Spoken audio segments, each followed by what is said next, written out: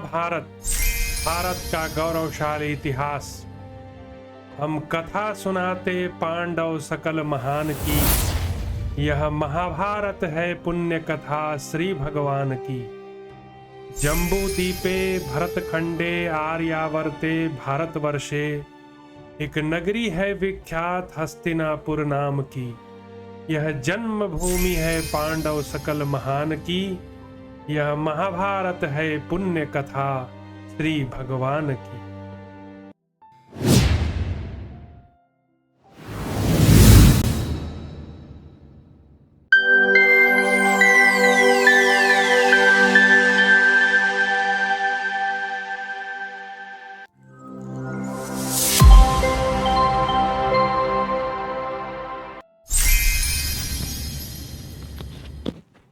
नमस्कार, जय श्री राम। आज महाभारत की कथा में सुवर्ण के जन्म मृत्यु पुनर्जीवन का वृत्तांत नारद जी कथा सुना रहे हैं युधिष्ठिर को। नारद जी कहते हैं, वैशंपायन जी कथा सुना रहे हैं जन्मेजय को और कहते हैं, जन्मेजय तदनंतर पांडुपुत्र युधिष्ठिर ने नारद जी से कहा, भगवान मैं सुवर्ण के जन्म का वृत्तांत सुनना चाहता हूँ। तो धर्मराज के ऐसा कहने पर नारद ने सुवर्ण के जन्म का वृत्तांत कहना आरंभ किया। नारद जी बोले, महाबाहो, भगवान श्री कृष्ण ने इस विषय में जैसा कहा है वह सब सत्य है। इस प्रसंग में जो कुछ शेष है वह तुम्हारे प्रश्न के उत्तर मैं बता रहा हूँ। मैं और मेरे भांजे महामुनि पर्वत दोनों विजय वीरों में श्रेष्ठ राजा संजय के यहाँ निवास करने के लिए गए। वहाँ राजा ने हम दोनों का शास्त्रीय विधि के अनुसार पूजन किया और हमारे लिए सभी मनोवांछित वस्तुओं के प्राप्त होने की व्यवस्था कर दी। हम दोनों उनके महलों में रहने लगे। जब वर्षा के 4 महीने बीत गए और हम लोग के वहाँ से चलने का समय आया, तब पर्वत ने मुझसे सार्थक वचन कहा। बोले, मामा, हम लोग राजा संजय के घर में बड़े आदर के साथ रहे, अतः ब्राह्मण इस समय इनका कुछ उपकार करने की बात सोचिए। राजन, तब मैंने शुभदर्शी पर्वत मुनि से कहा, भगनी पुत्र, यह सब तुम्हें ही शोभा देता है। राजा को मनोवांछित वर देकर संतुष्ट करो। वे जो जो चाहते हैं वह सब उन्हें मिले। तुम्हारी राय हो तो हम दोनों की तपस्या से उनके मनोरथ की सिद्धि हो।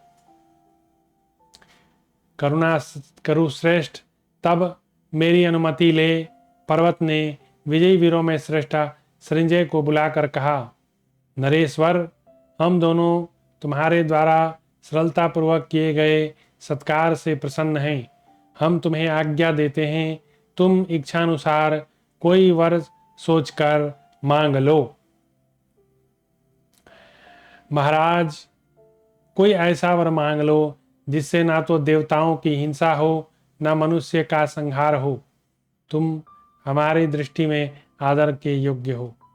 तब राजा संजय बोले, ब्राह्मण, यदि आप दोनों प्रसन्न हैं तो मैं इतने से कृतकृत्य हो गया।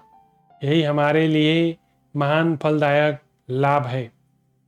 राजन, ऐसी बात कहने वाले संजय से पर्वत मुनि ने कहा, राजन, तुम्हारे हृदय में चिरकाल से संकल्प है, वही मांग लो। संजय बोले, भगवान, मैं ऐसा पुत्र चाहता हूँ जो वीर बलवान, दृढ़तापूर्वक उत्तम व्रत का पालन करने वाला आयुष्मान, परम सौभाग्यशाली, देवराजेंद्र के समान तेजस्वी हो। तो पर्वत ने कहा, राजन, तुम्हारा मनोरथ सिद्ध होगा, परंतु वह दीर्घायु नहीं हो सकेगा, क्योंकि देवराज इंद्र को पराजित करने के लिए तुम्हारे हृदय में संकल्प उठा है।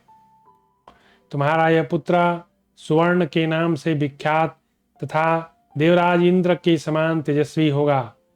तुम्हें देवराज से सदा इसकी रक्षा करनी चाहिए। महात्मा पर्वत का वचन सुनकर सृंजय ने उन्हें प्रसन्न करने की चेष्टा हुए कहा, ऐसा न हो मुने, आपकी तपस्या से मेरा पुत्र दीर्घजीवी होना चाहिए। परंतु इंद्र का ख्याल करके पर्वत मुनि कुछ नहीं बोले। तब मैंने दीन हुए उस नरेश से कहा, महाराज संकट के समय मुझे याद करना, मैं तुम्हारे पुत्र को तुमसे मिला दूंगा। पृथ्वीनाथ चिंता न करो, यमराज के वश में पड़े हुए तुम्हारे उस प्रिय पुत्र को मैं पुनः उस रूप में लाकर तुम्हें दे दूंगा। राजा से ऐसा कहकर हम दोनों अपने अभीष्ट स्थान को चल दिए और राजा सृंजय ने अपने इच्छा अनुसार महल में प्रवेश किया। तदनंतर किसी समय राजर्षि सृंजय के एक पुत्र हुआ जो अपने तेज से प्रज्वलित था। जैसे सरोवर में कमल बढ़ता है उसी प्रकार वह बढ़ने लगा। वह मुख से स्वर्ण उगलने के कारण स्वर्ण के नाम से प्रसिद्ध हुआ। उसका नाम सार्थक था। उसका अद्भुत वृत्तांत सुनकर सारे जगत में फैल गया। देवराज इंद्र को मालूम हुआ कि वह बालक महर्षि पर्वत के वरदान का फल है। तदनंतर अपनी पराजय से डरकर बृहस्पति की सम्मति के अनुसार चलते हुए बल और वृत्रासुर का वध करने वाले इंद्र उस राजकुमार के वध का अवसर देखने लगे। इंद्र ने मूर्तिमान होकर सामने खड़े हुए अपने दिव्य अस्त्र वज्र से कहा, वज्र तुम बाघ बनकर राजकुमार को मार डालो, जैसा कि इसके विषय में पर्वत ने बताया है। बड़ा होने पर सृंजय का वह पुत्र अपने पराक्रम से तुम्हें परास्त कर देगा। इंद्र के ऐसा कहने पर शत्रुओं की नगरी पर विजय पाने वाला वज्र मौका देखता हुआ राजकुमार के पास रहने लगा। सृंजय भी देवराज के समान पराक्रमी पुत्र पाकर रानी सहित बड़े प्रसन्न हुए और वन में ही रहने लगे। तदनंतर एक दिन निर्जन वन में गंगा जी के तट पर वह बालक धाय को साथ लेकर खेलने के लिए गया और दौड़ने लगा। उस बालक की अवस्था भी 5 वर्ष की थी, तो भी वह गजराज के समान पराक्रमी था। वह सहसा उछल कर आए हुए बाघ के पास गया। उस बाघ ने कांपते हुए राजकुमार को गिराकर पीस डाला। वह प्राण शून्य होकर पृथ्वी पर गिर पड़ा। यह देखकर धाय चिल्ला उठी। राजकुमार की हत्या करके देवराज इंद्र का भेजा हुआ वह वज्र रूपी बाघ माया से अदृश्य हो गया। रोती हुई धाय का आर्तनाद सुनकर सृंजय उस स्थान पर आए। उन्होंने देखा राजकुमार प्राण शून्य होकर पृथ्वी पर चंद्रमा की भांति पड़ा है। उसका शरीर सारा रक्त बाघ ने पी लिया है। खून से लथपथ उस बालक को गोद में लेकर व्यथित चित्त हुए राजा सृंजय विलाप करने लगे। अंतर शोक से पीड़ित माताएं रोती हुई स्थान को दौड़ी जहां सृंजय विलाप कर रहे थे। उस समय अचेत होकर राजा ने मेरा स्मरण किया, तब मैंने उनका चिंतन जानकर उन्हें दर्शन दिया। पृथ्वीनाथ यदुवीर श्री कृष्ण ने जो बातें तुम्हारे सामने कही उन्हीं को मैं शोकाकुल राजा को सुनाया। फिर इंद्र की अनुमति से उस बालक को जीवित भी कर दिया। उसकी वैसी ही होनहार थी, उसे कोई पलट नहीं सकता था। तदनंतर महायशस्वी शक्तिशाली कुमार सुवर्ण ने जीवित होकर पिता माता को चित्त को प्रसन्न किया। उस भयानक पराक्रमी कुमार ने पिता के स्वर्गवासी हो जाने पर 1100 वर्षों तक राज्य किया। तदनंतर उस महातेजस्वी राजकुमार ने बहुत सी दक्षिणा वाले यज्ञों का अनुष्ठान किया। राजन, इसके बाद उसने बहुत से वंश प्रवर्तक पुत्र उत्पन्न किए और दीर्घ काल के पश्चात वह काल धर्म को प्राप्त हुआ। राजेंद्र, तुम भी अपने हृदय से उत्पन्न शोक को दूर करो तथा भगवान कृष्ण और महातपस्वी व्यास जी जैसा कह रहे हैं उसके अनुसार अपने बाप दादों के राज्य पर आरूढ़ होकर उस भार का वहन करो। फिर पुण्यदायक महायज्ञों का अनुष्ठान करके तुम अभीष्ट लोक में चले जाओगे। तो इस तरह से नारद मुनि ने एक कथा सुनाई कि संजय को तो एक ऐसा बालक वरदान से प्राप्त हुआ जो कुछ भी छू देता था वह सोने का हो जाता था। ऐसा प्रतापी बालक भी काल के गाल में समा गया। तो यही बता रहे हैं नारद मुनि युधिष्ठिर महाराज को कि महाराज, शोक का कोई कारण नहीं है, आप व्यर्थ शोक कर रहे हैं। शोक क्यों करते हैं? कर्तव्य कीजिए। यहाँ पृथ्वी पर भगवान ने सबको कर्तव्य करने के लिए भेजा है, शोक करने के लिए नहीं। इसीलिए नारद मुनि युधिष्ठिर जी को बता रहे हैं कि इस संसार में जो आया है उसको मरना है। भगवत गीता में भी भगवान कहते हैं, जातस्य ही ध्रुवो मृत्युर ध्रुवम जन्म मृतस्य च।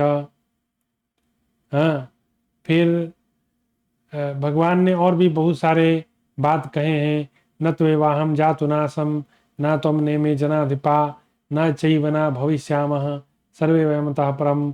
भगवान ने कहा कि अभी जो वर्तमान में दिखाई दे रहे हैं वे पहले भी थे, और जो अभी वर्तमान में हैं वे भविष्य में भी दिखाई देंगे। तो ना कोई मरता है ना कोई मारता है। जो समझता है कि मैंने मार दिया, जो समझता है कि मैं मर गया, वह दोनों ही अज्ञानी हैं।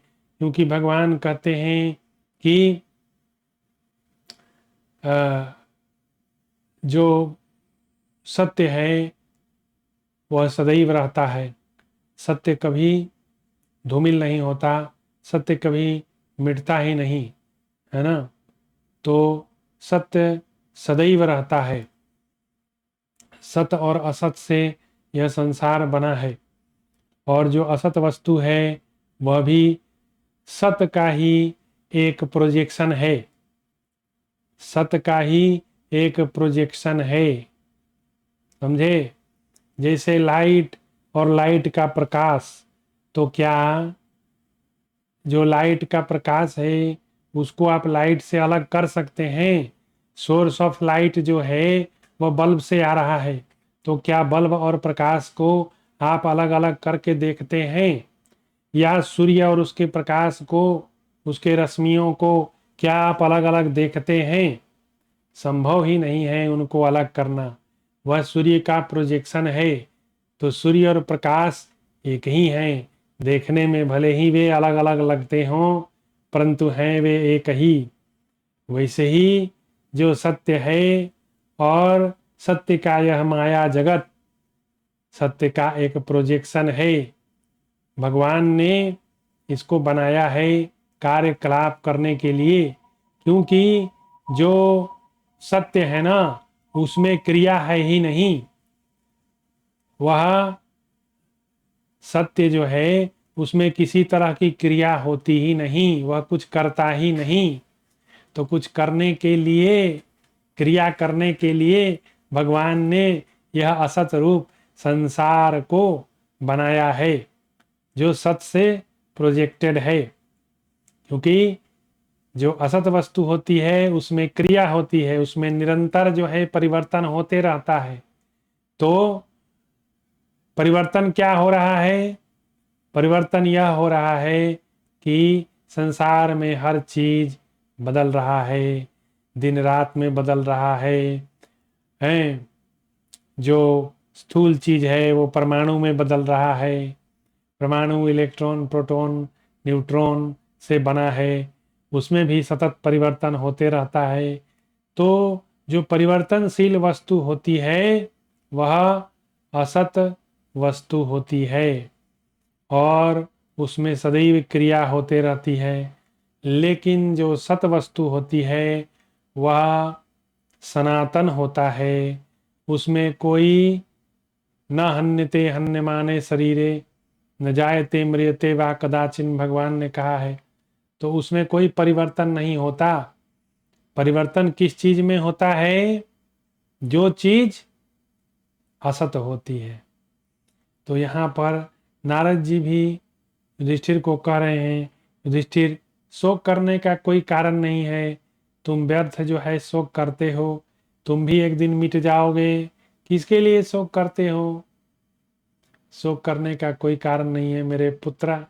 तुम शोक मत करो, कर्तव्य करो जिसके लिए तुम यहाँ आए हो। अपना जीवन व्यर्थ मत गमाओ यह शोक करके। यह सब माया का बाजार है, इसमें तुम अपने को बिक्री मत करो। आगे की कथा है। व्यास जी का अनेक युक्तियों से युधिष्ठिर को समझाना। वैशंपायन जी कहते हैं, जन्मेजय, युधिष्ठिर को चुपचाप शोक में डूबा हुआ देख धर्म के तत्व को जानने वाले श्री कृष्ण द्वैपायन ने कहा। व्यास जी बोले, कमल नयन युधिष्ठिर, राजाओं का धर्म प्रजाजनों का पालन करना है। धर्म का अनुसरण करने वाले लोगों के लिए सदा धर्म ही प्रमाण है। अतः राजन, तुम अपने बाप दादों के राज्य को ग्रहण करके उसका धर्मानुसार पालन करो। अब बताइए, किसी के पिताजी मर गए तो वह क्या शोक करता रहा? पिताजी मर गए, अब तो मैं कुछ कार्य करूँगा ही नहीं। अब तो मैं अपने परिवार का भी पालन नहीं करूँगा। मेरे पिताजी चले गए, अब मैं जो है सब कुछ त्याग दूंगा। ऐसा थोड़े ही कोई करता है। वही चीज कह रहे हैं, तुम जो है धर्म अनुसार जो है पालन करो। भरतश्रेष्ठ, सनातन तप ब्राह्मणों के लिए प्रमाणभूत धर्म है। क्षत्रिय तो उस संपूर्ण ब्राह्मण धर्म की रक्षा करने वाले ही हैं। जो मनुष्य विषयासक्त होकर स्वयं शासन धर्म का उल्लंघन करता है वह लोक मर्यादा का नाश करने वाला है। क्षत्रिय को चाहिए कि वह अपनी दोनों भुजाओं के बल से उस धर्मद्रोही का दमन करे। जो मोह के वशीभूत हों प्रमाणभूत धर्म और उसका प्रतिपादन करने वाले शास्त्र को अमान्य कर दे, वह सेवक हो या पुत्र, तपस्वी हो या कोई और, सभी उपायों से पापियों का दमन करे, उन्हें नष्ट करे।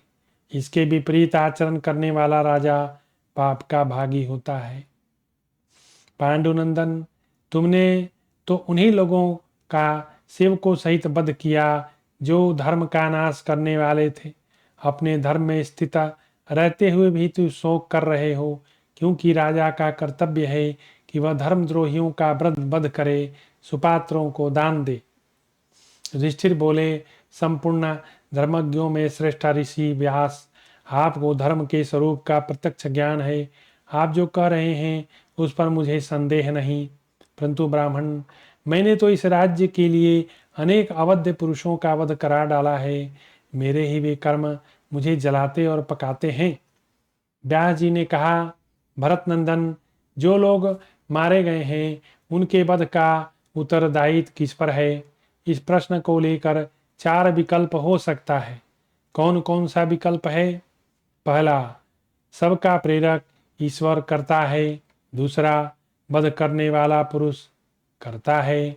तीसरा, मारे जाने वाले पुरुष का हठ बिना विचारे किसी काम को कर डालने का दुराग्रह कर्ता पर है, अथवा उसके प्रारब्ध कर्म का फल इस रूप में प्राप्त होने के कारण प्रारब्ध ही करता है। तो भारत, यदि प्रेरक ईश्वर को कर्ता माना जाए तो यही कहना पड़ेगा, ईश्वर से प्रेरित होकर ही मनुष्य शुभ या अशुभ कर्म करता है, अतः उसका फल भी ईश्वर को मिलना चाहिए।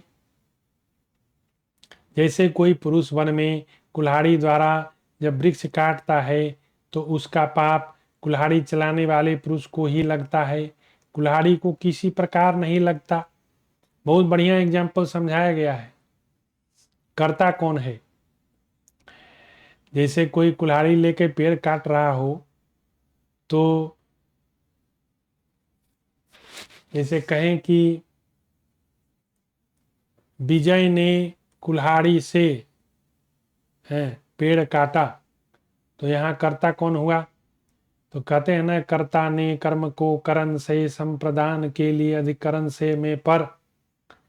तो यहाँ पे कुल्हाड़ी क्या हुआ? वो कर्ता है नहीं। वो अधिकरण है से में पर। तो कर्ता कौन हुआ है? विजय ने, कर्ता ने कर्म को। कर्म क्या हुआ? पेड़ काटना। तो हुआ ना, कुल्हाड़ी से पेड़ को, तो कर्म हुआ पेड़ को काटना। काटना कर्म हुआ। कर्ता कौन हुआ? जिसने पेड़ काटा। कुल्हाड़ी क्या हुआ यहाँ? कुल्हाड़ी जो है वह न कर्म है न कर्ता है। बड़ा इंटरेस्टिंग चीज है। कुल्हाड़ी न कर्म है न करता है, लेकिन यहाँ जो करता है, जिसने पेड़ काटने का इच्छा किया वही करता है। कर्म है पेड़ काटना। तो इसको समझिए हैं। तो कुल्हाड़ी को पाप नहीं लगता, अथवा कहें कि उस कुल्हाड़ी को ग्रहण करने के कारण चेतन पुरुष को ही उस हिंसा का फल प्राप्त होगा। उस जड़ होने के कारण कुल्हाड़ी को नहीं। तब तो जिसने उस शस्त्र को बनाया है, जिसने उसमें डंडा लगाया, वह पुरुष ही प्रधान प्रयोजक होने के कारण उसी को कर्म का फल मिलना चाहिए। चलाने वाले पुरुष पर उसका कोई उत्तरदायित्व तो नहीं होता। अब यहाँ एक और इंटरेस्टिंग बात है कि मान लीजिए आप कह रहे हैं कि कुल्हाड़ी तो दोषी नहीं है, लेकिन जो व्यक्ति कुल्हाड़ी को बनाया है वह तो दोषी होगा, है ना। कुल्हाड़ी बनाना जो है वह भी तो एक कर्म हुआ, और जिसने बनाया वही तो करता है उसका। तो क्या उस कर्म का फल उस बनाने वाले को लगेगा? चलाने वाले पर नहीं लगेगा। किस पर लगेगा? उसका पाप। परंतु कुंती नंदन, यह अभिष्ट नहीं कि दूसरे के द्वारा किए हुए कर्म का फल दूसरे को मिले। काटने वाले का अपराध हथियार बनाने वाले पर थोपा जाए। इसलिए सर्व प्रेरक ईश्वर को ही सारे शुभाशुभ कर्मों का कर्तृत्व और फल सौंप दो। भगवान इसीलिए बोलते हैं, भाई मेरे को सौंप दो ना। तानी सर्वाणी कर्माणि संन्यास अध्यात्म चेतसा निराशित निर्ममो भूतवा युद्ध स विगत ज्वरा, भगवान कहते हैं। तो यदि कहो पुण्य पाप कर्मों का फल उसे करने वाला पुरुष है, दूसरा कोई नहीं, तो ऐसा मानने पर भी तुमने यह शुभ कर्म ही किया है, क्योंकि तुम्हारे द्वारा पापियों और उनके समर्थकों का वध हुआ। इसके सिवा उनके प्रारब्ध का फल ही उन्हें इस रूप में मिला। तुम तो निमित्त हो। राजन, कोई कहीं भी दैव के विधान का उल्लंघन नहीं कर सकता, अतः दंड अथवा शस्त्र द्वारा किया हुआ पाप किसी पुरुष को लागू नहीं हो सकता। दैव के दैवाधीन होकर ही दंड या शस्त्र द्वारा मारे गए। नरेश्वर, यदि ऐसा मानते हो कि युद्ध करने वाले दो व्यक्तियों में से एक का मरना निश्चित है, अथवा वह स्वभाववश हठात मारा गया, तब तो स्वभाववादी के अनुसार भूत या भविष्य काल में किसी अशुभ कर्म से ना तो तुम्हारा संपर्क था, ना होगा ही। यदि कहो लोगों को जो पुण्य फल पाप फल प्राप्त होते हैं उनकी संगति लगानी चाहिए, क्योंकि बिना कारण के तो कोई कार्य नहीं हो सकता। अतः प्रारब्ध ही करता है।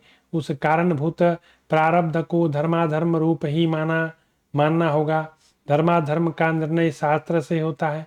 शास्त्र के अनुसार जगत में उदंड मनुष्य को दंड देना राजाओं के लिए युक्ति संगत है। अतः किसी भी दृष्टि से तुम्हें शोक नहीं करना चाहिए। तो बड़े अच्छे से उन्होंने समझाया।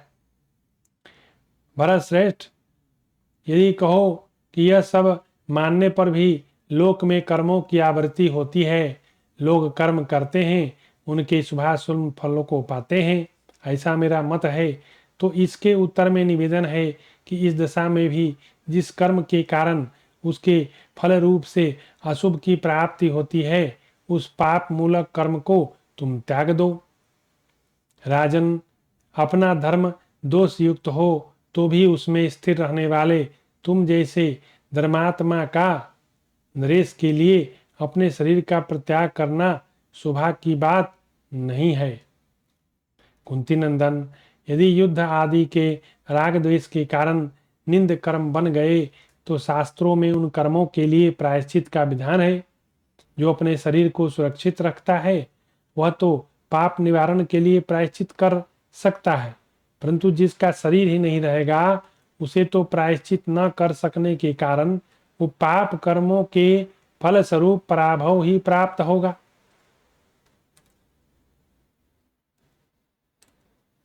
व्यास जी का युधिष्ठिर को समझाते हुए काल की प्रबलता बताकर देवासुर संग्राम के उदाहरण से धर्मद्रोहियों के दमन का औचित्य सिद्ध करना और प्रायश्चित करने की आवश्यकता बताना।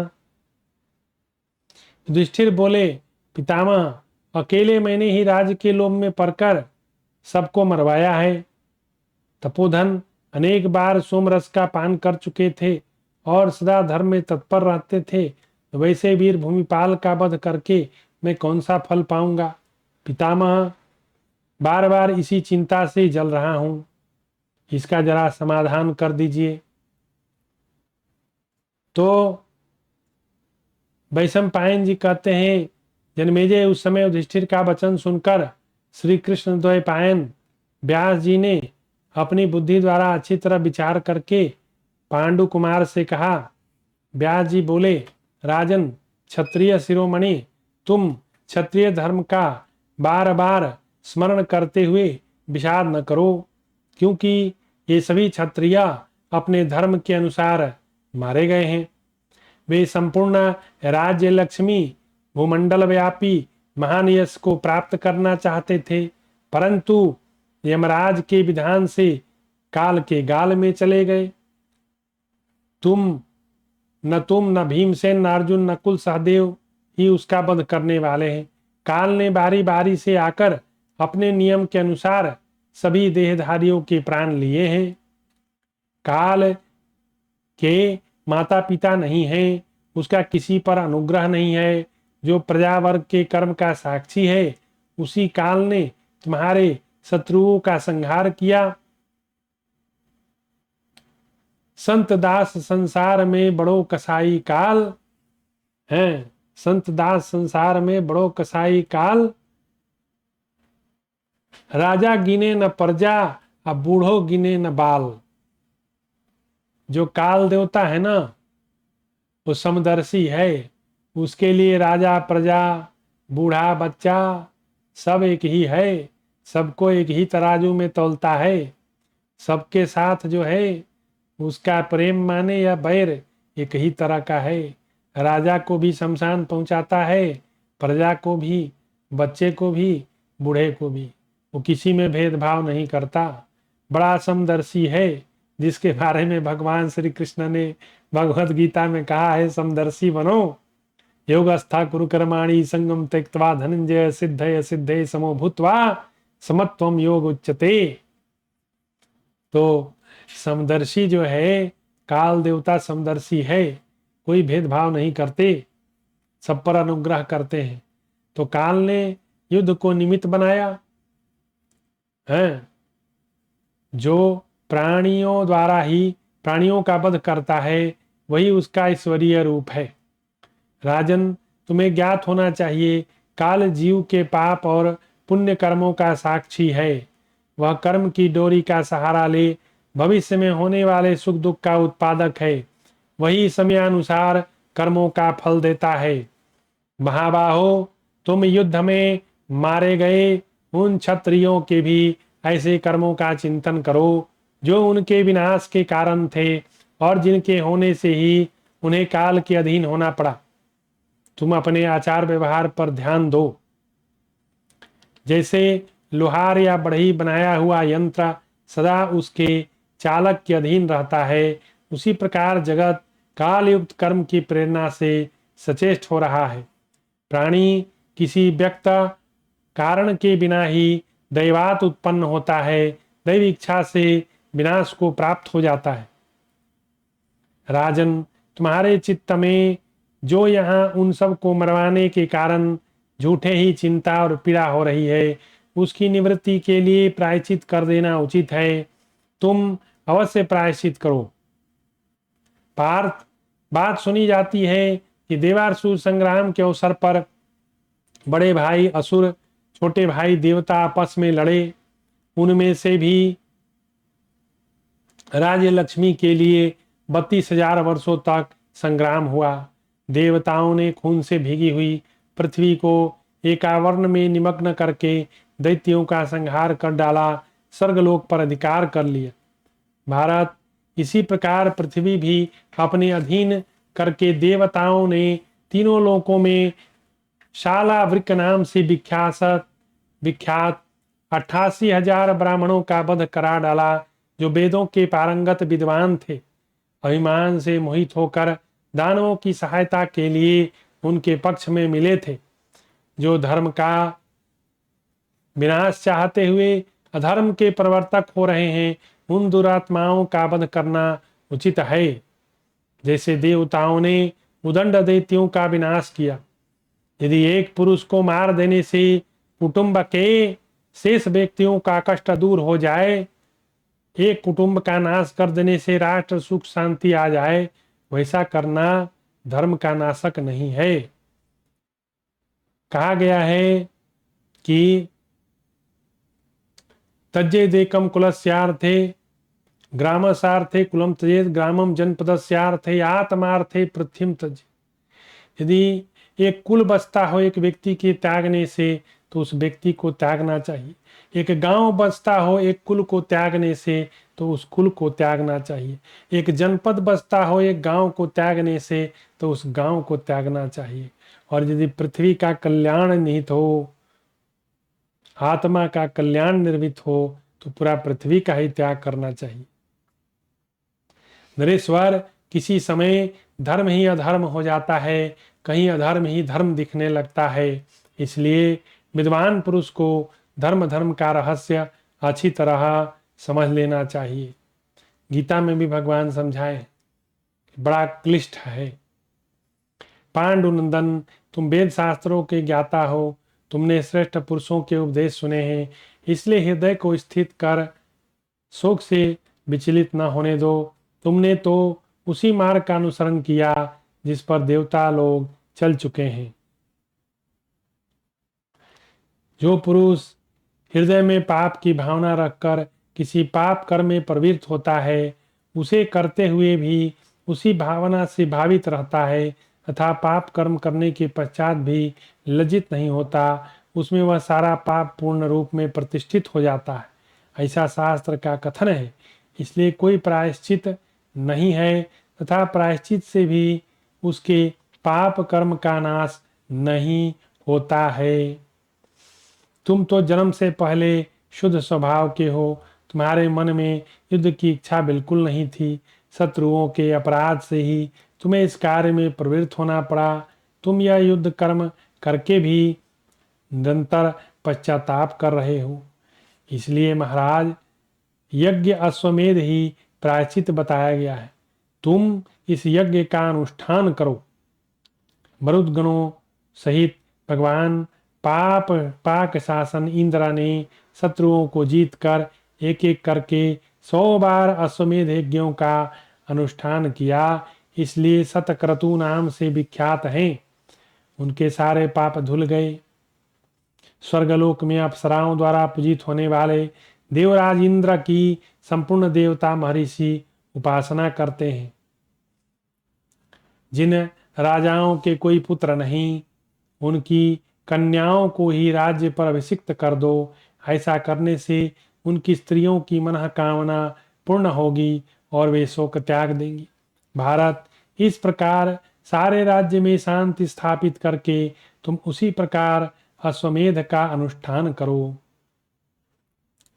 क्षत्रिय शिरोमणि वे महामनस्वी क्षत्रिय जो युद्ध में मारे गए हैं, शोक करने के योग्य नहीं है।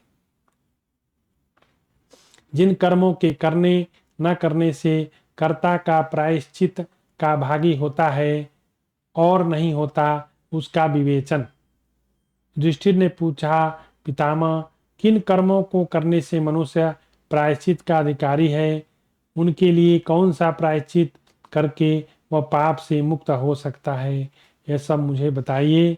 व्यास जी बोले, राजन, जो मनुष्य शास्त्र विहित कर्मों का आचरण न करके निषिद्ध कर्म करता है, वह उस विपरीत आचरण के कारण प्रायश्चित का भागी है। भगवान भी बोले हैं, कर्म, अकर्म और विकर्म, 3 चीज गीता में बोले हैं। एक तो भगवान बोले हैं, जो शास्त्र विहित बातों को करता है वह हुआ कर्म, और हुआ एक अकर्म, दूसरा हुआ विकर्म, जो शास्त्र में लिखे हुए बातों के विपरीत कार्य करता है उसे तो कभी नहीं करना चाहिए, और एक हुआ अकर्म, जो भी भगवान को हम लोग सौंप दें अपना कर्म तो वह अकर्म हो जाता है। तो जो ब्रह्मचारी सूर्योदय अथवा सूर्यास्त के समय तक सोता रहे तथा जिसके नख दांत काले हों, उन सबको प्रायश्चित करना चाहिए। जो सूर्य के उगने तक सोया रहता है उसे प्रायश्चित करना चाहिए। जिसका नख दांत काला हो उसको प्रायश्चित करना चाहिए।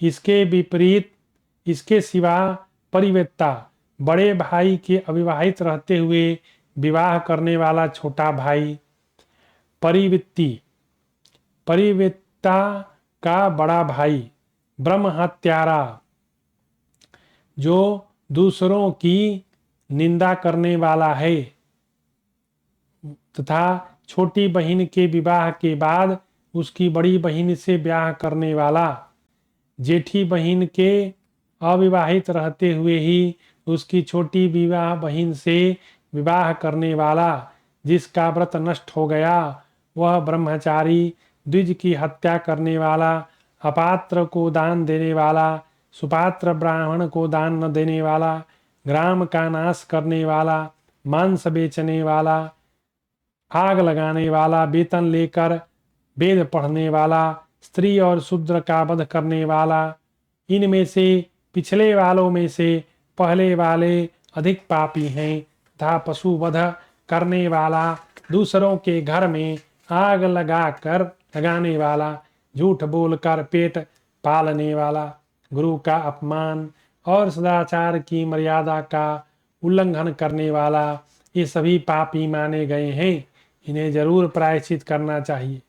इसके सिवा जो लोक और वेद से विरुद्ध ना करने योग्य कर्म करता है उन्हें भी बताता हूँ, तुम सुनो।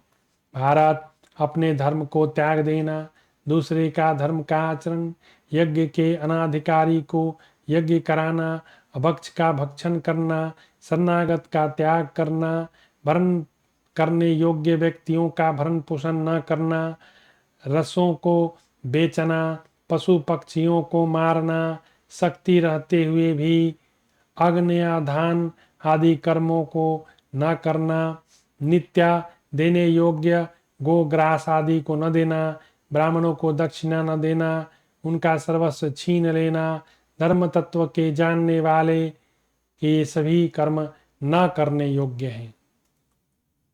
राजन, जो पुरुष पिता के साथ झगड़ा करता है, गुरु की सैया पर सोता है, ऋतु काल में पत्नी के साथ समागम नहीं करता, वह मनुष्य अधार्मिक है। इस प्रकार संक्षेप विस्तार से जो कर्म बताए गए उनमें से कुछ को करने से, कुछ को न करने से मनुष्य प्रायश्चित का भागी है। अब जिन जिन कारणों के होने पर उन कर्मों को करते रहने पर भी मनुष्य पाप से लिप्त नहीं होता, उसका वर्णन सुनो। यदि युद्ध स्थल में वेद वेदांतों का पारगामी विद्वान ब्राह्मण भी हाथ में हथियार लेकर मारने के लिए आवे तो स्वयं भी उसको मार डालने की चेष्टा करें, इससे ब्रह्म हत्या का पाप नहीं लगता। कुंती नंदन, इस विषय में वेद का मंत्र है। मैं तुमसे उसी धर्म की बात कहता हूँ जो वैदिक प्रमाण से विहित है। जो ब्राह्मणोचित आचार से भ्रष्ट होकर आतताई बन गया हो, हाथ में हथियार लेकर मारने आ रहा, ऐसे ब्राह्मणों को मारने से ब्रह्म हत्या का पाप नहीं लगता। क्रोध ही उसके क्रोध का शमन करता है। अनजान में अथवा प्राण संकट के समय भी यदि मदिरा पान कर ले तो बाद में धर्मात्मा पुरुषों की आज्ञा के अनुसार उसका पुनः संस्कार होना चाहिए। कुंती नंदन, यही बात अन्य सब अभक्ष भक्षणों के विषय में कही गई है। प्रायश्चित कर लेने से सब शुद्ध हो जाता है। गुरु की आज्ञा से उन्हीं के प्रयोजन की सिद्धि के लिए गुरु की सैया पर शयन करना मनुष्य को दूषित नहीं करता। उदालक ने अपने पुत्र श्वेतकेतु को शिष्य द्वारा उत्पन्न कराया था। चौथी सर्वथा निषिद्ध है, किंतु आपत्ति काल में कभी गुरु के लिए चोरी करने वाला पुरुष दोष का भागी नहीं होता। मन में कामना रखकर बार बार चौर्य कर्म में वह प्रवृत्त न होता तो आपत्ति के समय ब्राह्मण के सिवा किसी दूसरे का धन लेने वाला मनुष्य पाप का भागी नहीं होता। जो स्वयं उस चोरी का अन्न नहीं खाता वह भी चौर्य द्रोप से लिप्त नहीं होता। अपने या दूसरे के प्राण बचाने के लिए गुरु के लिए एकांत में अपनी स्त्री के पास विनोद करते समय अथवा विवाह के प्रसंग में झूठ बोल दिया जाए तो पाप नहीं लगता। कौन कौन से? किसी का प्राण बचाना हो या गुरु के लिए या स्त्री के पास कभी झूठ बोल दिए हैं अथवा विवाह में तो उसका पाप नहीं लगता। यदि किसी कारण से स्वप्न में वीर्य स्खलित हो जाए तो इससे ब्रह्मचारी के लिए दोबारा व्रत लेने उपनयन संस्कार करने की आवश्यकता नहीं। उसके लिए प्रज्वलित अग्नि में घी का हवन करना प्रायश्चित है। यदि बड़ा भाई पतित हो जाए, संन्यास ले ले, तो उसके अविवाहित रहते हुए भी छोटे भाई का विवाह कर लेना दोष नहीं। संतान प्राप्ति के लिए स्त्री द्वारा प्रार्थना करने पर यदि कभी पर स्त्री संगम किया जाए तो वह धर्म का लोप करने वाला नहीं होता। मनुष्य को चाहिए वह व्यर्थ ही पशुओं का वध न करे न करावे। विधि पूर्वक क्रिया हुआ पशुओं का संस्कार अनुग्रह है। यदि अनजान में किसी अयोग्य ब्राह्मण को दान दे दिया जाए अथवा योग्य ब्राह्मण को सत्कार पूर्वक दान न दिया जा सके तो वह दोष कारक नहीं। यदि व्यभिचारिणी स्त्री का तिरस्कार किया जाए तो वह दोष नहीं। उस तिरस्कार से स्त्री की तो शुद्धि होती है, पति को भी दोष का भागी नहीं होता। भरत नंदन, ये सब कर्म मैंने बताए हैं जिन्हें करने वाला दोष का भागी नहीं होता। पाप कर्म के प्रायश्चित का वर्णन। व्यास जी बोले, भरत नंदन, तप से, यज्ञ आदि कर्मों से तथा दान के द्वारा पाप धो बहाकर अपने को पवित्र कर लेता है, परंतु यह तभी संभव है जब वह फिर पाप में प्रवृत्त न हो। यदि किसी ने ब्रह्म हत्या की हो तो भिक्षा मांगकर एक समय भोजन करे, अपना सब काम स्वयं करे, हाथ में खप्पर खाटका पाया लिए रहे, सदा ब्रह्मचर्य व्रत का पालन करे, उद्यमशील बने, किसी के दोष न देखे, जमीन पर सोए, लोक में अपना पाप कर्म प्रकट करता रहे। इस प्रकार 12 वर्ष करने से ब्रह्म हत्या से मुक्त हो जाता है।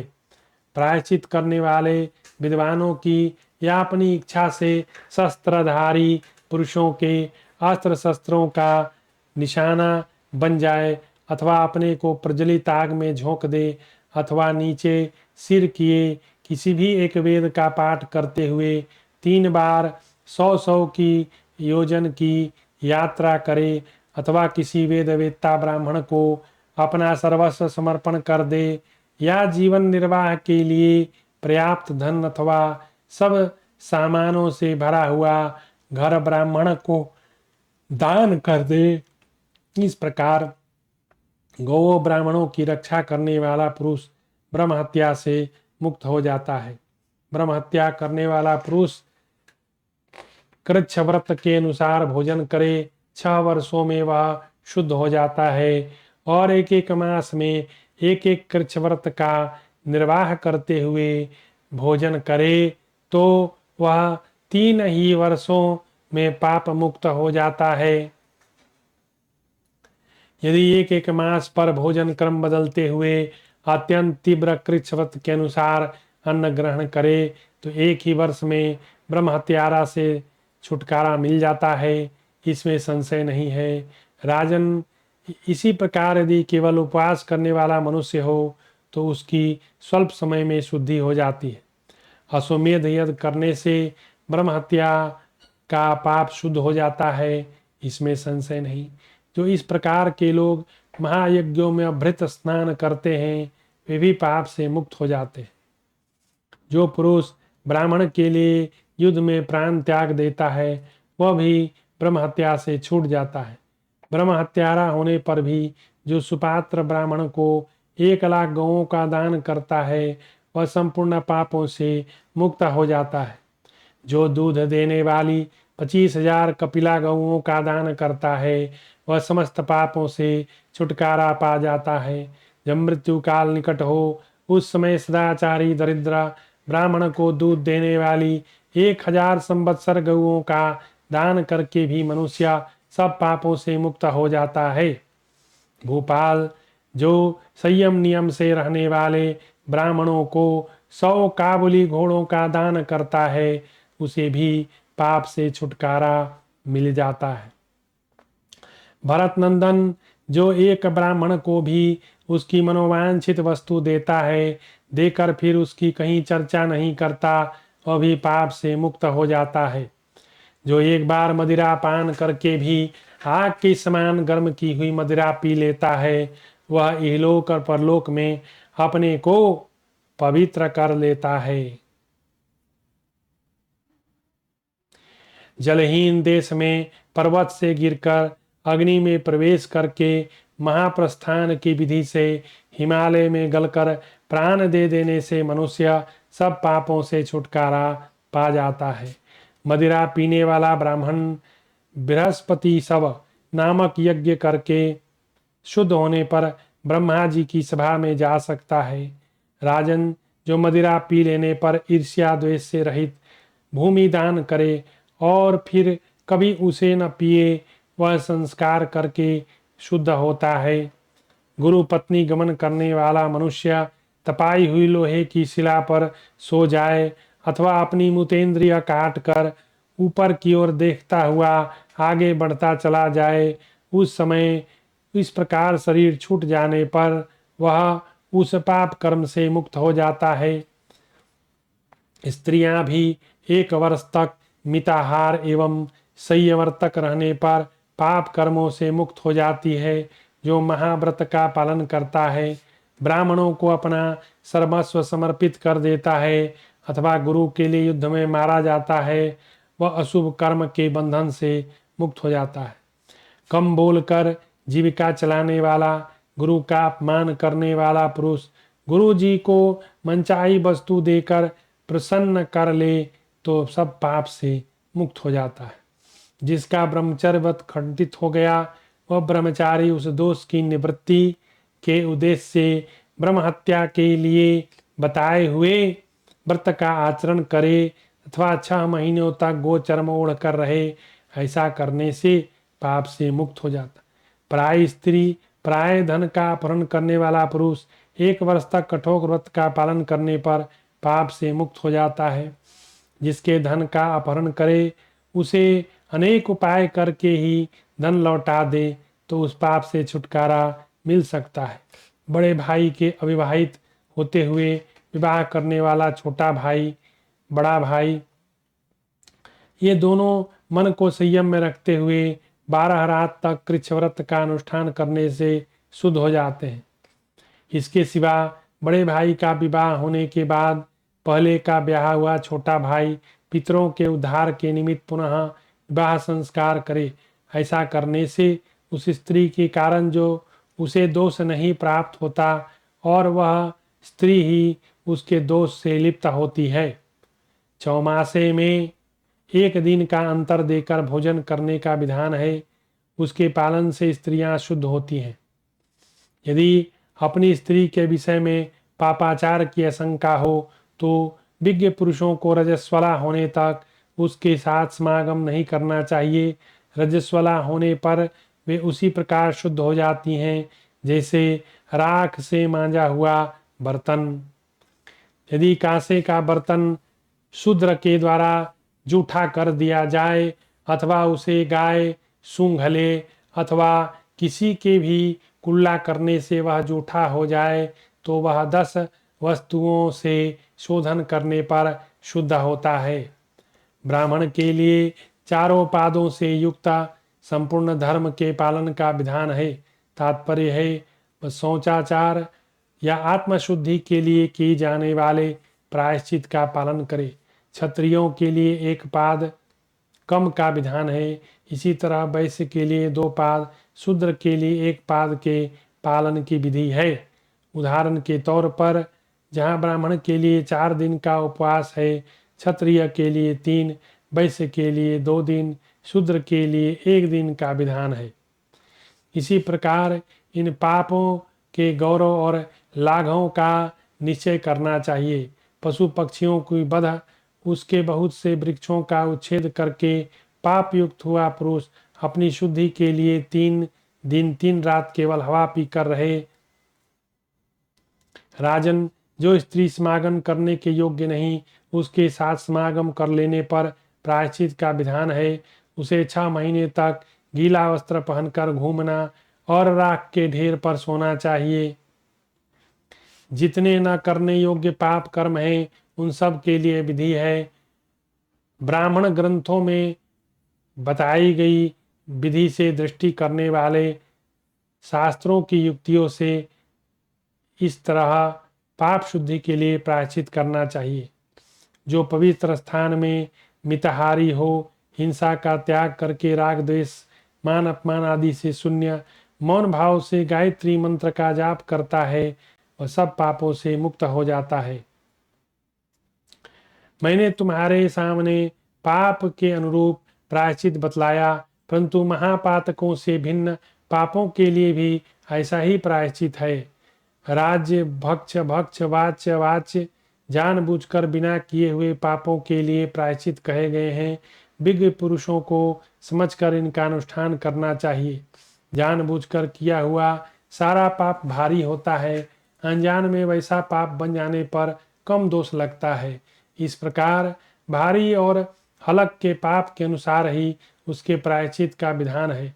शास्त्रोक्त विधि से प्रायश्चित करके पाप दूर किया जा सकता है, परंतु वह विधि आस्तिक और श्रद्धालु पुरुष के लिए कही गई है। अथवा यदि तुम्हारे मन में उन अतीत घटनाओं के कारण कोई घृणा या गलानी हो तो उनके लिए प्रायश्चित कर लेना, परंतु इस प्रकार अनार्य पुरुषों द्वारा सेवित खेद या रोष के वशीभूत होकर आत्महत्या न करो। वैशंपायन जी कहते हैं, जन्मेजय, भगवान व्यास के कहने पर धर्मराज युधिष्ठिर ने 2 घड़ी तक सोच विचार कर तपोधन व्यास जी से इस प्रकार कहा। तो इस प्रकार श्री महाभारत शांति पर्व के अंतर्गत राजधर्मानुशासन पर्व में प्रायश्चित वर्णन के प्रसंग में 35वां अध्याय पूरा हुआ। और आज की कथा हम यहीं समाप्त करते हैं। जय श्री राम।